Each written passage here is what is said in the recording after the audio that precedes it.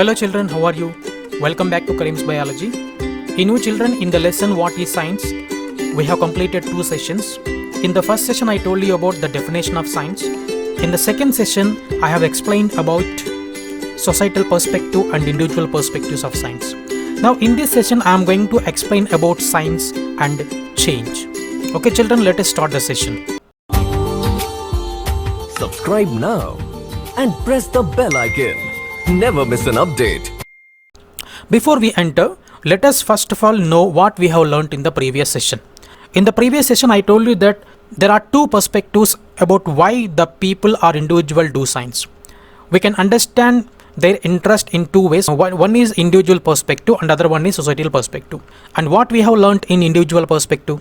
Scientists collect information to test new ideas or to disprove old ones. Scientists become famous for discovering new things that change how we think about nature, whether the discovery of a new species of dinosaur or a new way in which an atom binds. So in individual perspective, the scientists, they do research because of some of the personal reasons. For example, they may want to become famous, or they may be doing it just out of curiosity, or they may want to gain knowledge.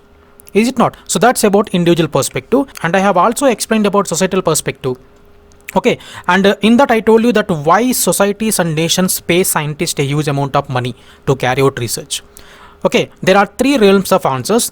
The first one is desire to improve people's life, and second one is society's desire for economic development, and the third one is simple curiosity and satisfaction that comes from knowledge of the world around us. So this is what we have learnt in the previous session. Now in this session we will be learning about science and change. Children, you knew that the scientists are constantly trying to make new discoveries or to develop new concepts and theories. Then what happens if continuously these new concepts are developed, continuously if new discoveries are made or new inventions are made, then definitely there may be something new that's being added to the knowledge in science. And as a result, the body of knowledge produced by science should undergo constant change. Okay, and because of that change, that leads to progress towards a better understanding of nature. So what does it mean? So that means a scientist may be doing a research in a particular area, and he would have made some discoveries in the area of study. And after a century or 2 centuries, some other scientist may come, and that scientist also may do the research in the same area that this scientist did. And while doing that, the new scientist after a century or 2 centuries, he may discover that the old idea which was put forth by a previous scientist may be wrong. It may be wrong. That means it may be disproved, and eventually what happens when some idea has been proven wrong with observable physical evidence, people will no longer believe that idea because it was disproved. There is an evidence that the previous theory was wrong. So people will no longer believe that theory. The people are going to believe the new theory that's going to put forth by a new scientist, and who has shown a new observable physical evidence. Because of that, the people started believing. Right? So I will explain this with a small example. Children, for example, you know about geocentric theory. There was a theory called geocentric theory which was proposed in 3rd century. There was a person by name Eudoxus. Eudoxus was one of the Plato's pupil, and he proposed a universe where all objects in the sky sit on moving spheres. Children, when you look at a night sky, if you sit and look at a night sky, and if you are able to draw the patterns of how the stars moving from night to morning, this is how it appears. Right? They may be moving in a circular path. This is what Eudoxus said. Eudoxus proposed a universe where all objects in the sky sit on moving spheres with the earth at the center. But what Eudoxus believed? He believed that earth was at the center. Are you understanding my point? Eudoxus believed that earth was at the center, and all the other objects in the universe, they are moving around the earth. This is the idea put forth by Eudoxus, and this idea was greatly supported by another scientist by name Ptolemy. And this model, which proposes that the earth is at the center, is called geocentric model. What is the meaning of geo? Geo means earth, centric means center. Okay, this is the model proposing that Earth is at the center and all the other celestial bodies including Sun, they are revolving around the Earth. But do you think people that it is correct idea? It was proposed in 3rd century. I think it was the first attempt to explain how the universe working. Okay, but children, are you going to believe if somebody said that Earth is at the center and the Sun is revolving around the Earth? See, this is the idea. This is the idea proposed by Eudoxus and supported by a Greco-Roman astronomer by name Ptolemy. So who is the supporter? The major supporter of this theory was Ptolemy. Some people may also call this a Ptolemy's theory. And what does this theory states? This theory states that Earth is at the center. So look at this graphic here. This is Earth. This blue colored spot is Earth. And this yellow colored big spot is the Sun. So what's happening here? The Sun and also this is Mars. The Sun and all other planets, according to this idea, they are revolving around the Earth. Earth is at the center. That's why it is called geocentric. What is at the center? Geo is at center. That means Earth is at the center. Okay, but nowadays we don't believe that if somebody said that. But you know, children, people actually believed this. For so many centuries, people believed this idea that Earth is at the center and all the other celestial bodies are revolving around the Earth. And even it was accepted religiously and it was also printed in some of the religious books and people also believed this. But children, do you believe this? Nowadays we are not going to believe it because we have some other ideas in our minds which were put forth by some other people. Okay children, so this is the idea put forth about the universe by Eudoxus and Ptolemy. Then what happened later? After several centuries, one more theory was proposed which is called heliocentric theory. It is also called heliocentrism. Okay, so what's the name of the theory? The new theory was put forth which is called heliocentric theory. Okay, so can you guess what does it mean by heliocentric? We have seen geocentric.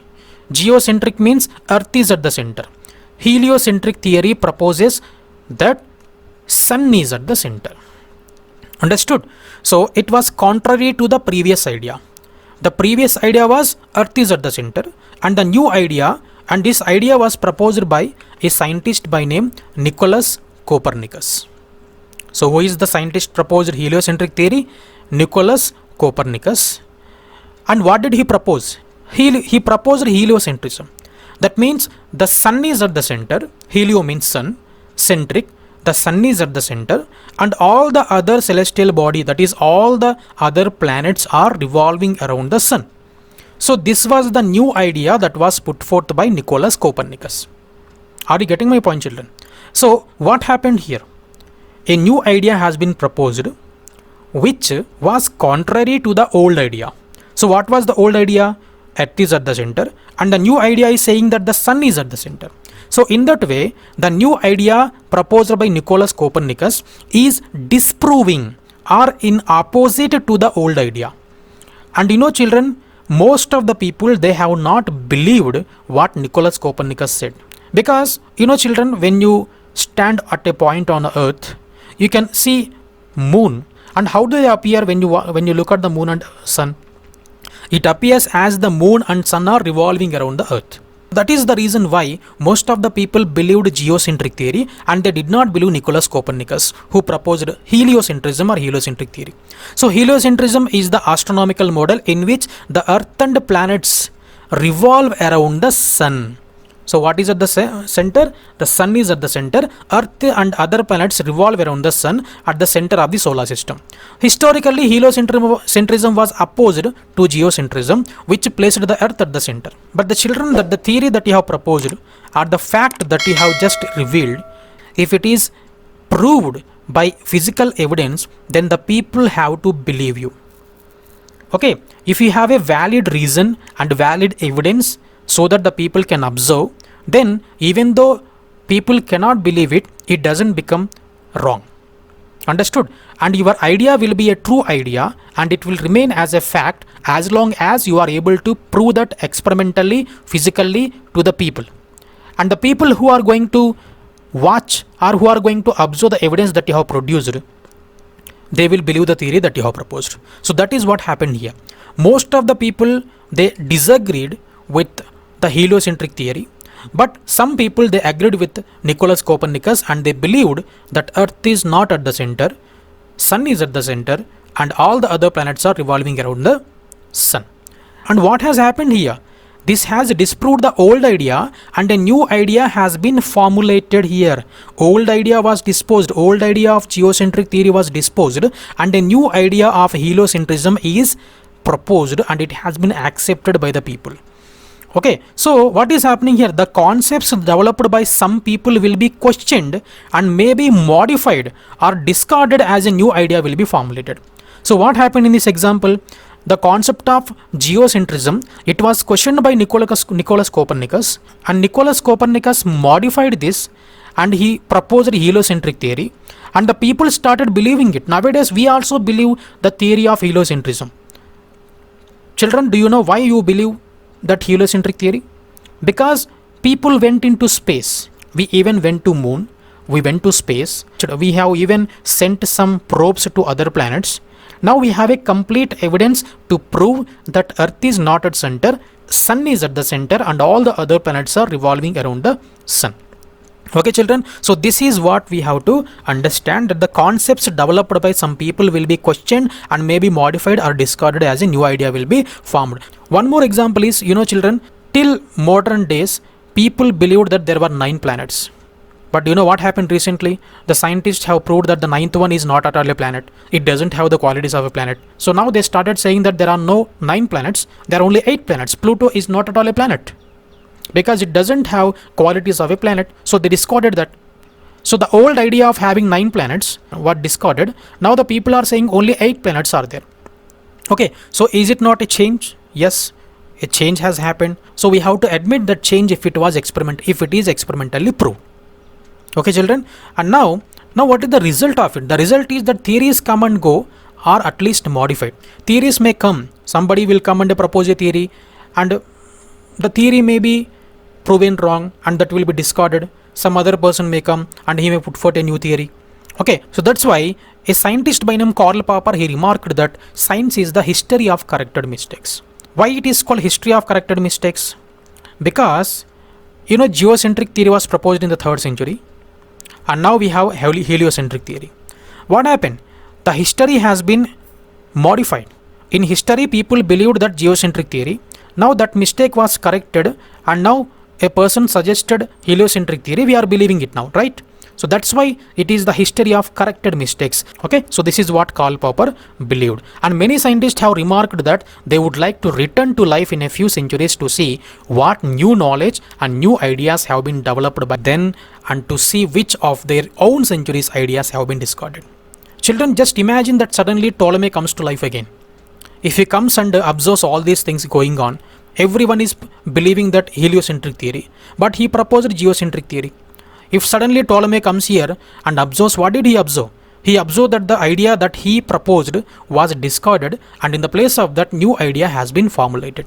And that's what most of the scientists want to do. After their death, after some centuries, they again come back to life to see which of the idea in their times was discarded, and which new idea has been formulated. That's the dream of every scientist, but it's not going to happen. Okay, so finally children, mistakes are a source of experience, and it is the essence of experience that we call wisdom. Everyone do mistakes, every scientist commits mistake, but the wisdom is to know that you have committed a mistake and you have to accept the mistake that you did, and you need to correct the mistake. That is called wisdom in the words of Henry Ford. Okay children, that's all for today. In my coming session, I will be explaining about the scientific process, steps in scientific process. Okay children, thank you for watching.